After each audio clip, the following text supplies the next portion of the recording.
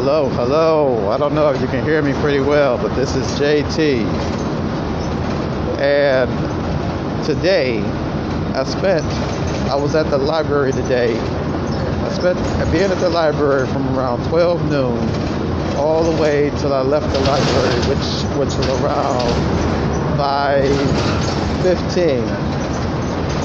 Yeah, I scheduled a class where I was hoping that people would show up and I could have people in the room while I'm basically demonstrating and teaching, showing the very same thing that I've been saying online for almost a year now. You know, understanding the age of the mystery. But actually, I've been saying a lot of things, but but my main message that I'm here is understanding the age of the mystery. And so I started writing this, I wrote this for the class that would be here on Wednesday, December 20th, 2023, and the class started at 4:30, and nobody showed up. But, I spent that time writing this thing. It's like, how many pages? It's like 12 pages long. And it is weird because when I asked for paper to write this thing, I asked for exactly 12 pages. 12 is the number of perfect government. Let me just make sure. Let me just take another look. I'm trying to thumb through the pages and hold my hand. Yep, it's 12 pages. 12 is the number of perfect government. 12 tribes of Israel, 12 sons of Jacob. So what I'll do is I'll begin reading this. Now, what this is that I titled this, Understanding the Age of the Mystery. So, I'll read what I wrote here, because, sometimes, when you're doing research and you do a lot of reading, it helps you as well. So, I'll start. This is page 1. It says, The ages of the Bible are a management plan, period. The First Testament actually has 3 management plans. So you got to read to see this. Plan number 1 was the original creation purpose, where there would be, man would have no sin and they would be perfectly connected to Yah, where Yah was with them and was in them. The Spirit was with them and was in them. And they would rule. They would have dominion over the earth, over the fish of the sea, over the fowls of the air, over the beasts of the field, and over every creepy, crawling thing, where they would have the power to speak. They speak the same power that Yahushua, the Son of Man, has. They had this in the very beginning. So they would have this as long as they never sinned. Because remember, it says that the Most High dwells in an only Yah has immortality, who dwells in an unapproachable light. So during this time, when they were first created, they knew no sin. They never sinned. They had no concept of evil, no concept of being lied to, tricked, manipulated. That didn't exist to them.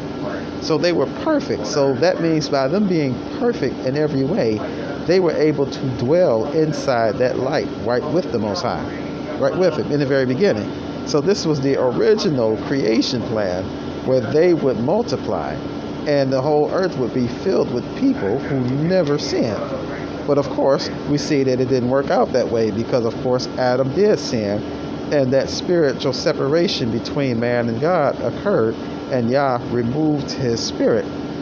And that's why they were able to see that they were naked, because before they didn't know they were naked. They were clothed in a spiritual light.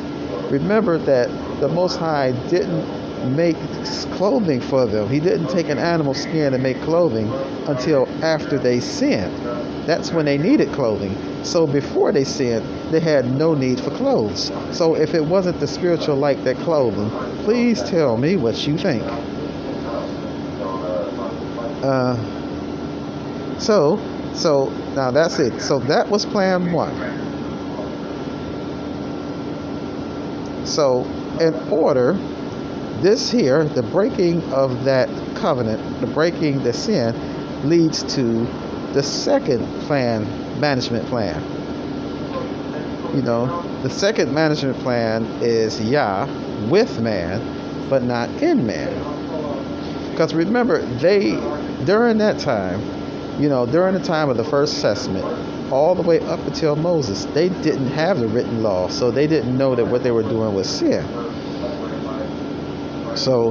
But Yah was with them, but not in them, up until Genesis 6, when the sons of God began marrying the daughters of men.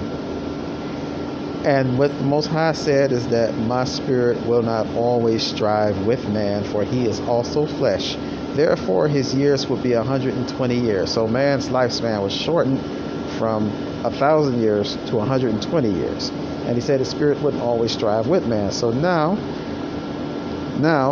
man no longer has Yah in them or with them. So this leads to management plan 3, the physical law of Moses. This began the age of the law.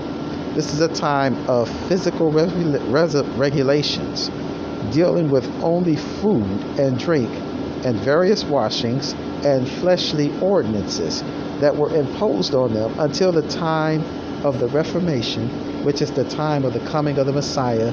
But this comes right out of the book of Hebrews, chapter 9, verse 10. He would be the one who would fulfill the plan to restore the first plan, to restore what was lost. That's what Yahushua meant when he said, I came to restore what was lost. He came to restore what was lost in the Garden of Eden. He didn't come to restore heaven. Heaven was not lost. He says no man has ever been up to heaven except the Son of Man who came down from heaven. So if heaven was not lost, then gaining heaven is not restoration. Adam never been to heaven. Eve never been to heaven. Moses never been to heaven. Abraham never been to heaven. Nobody's been there except the Son of Man who came down. So if he's bringing restoration, it's not bringing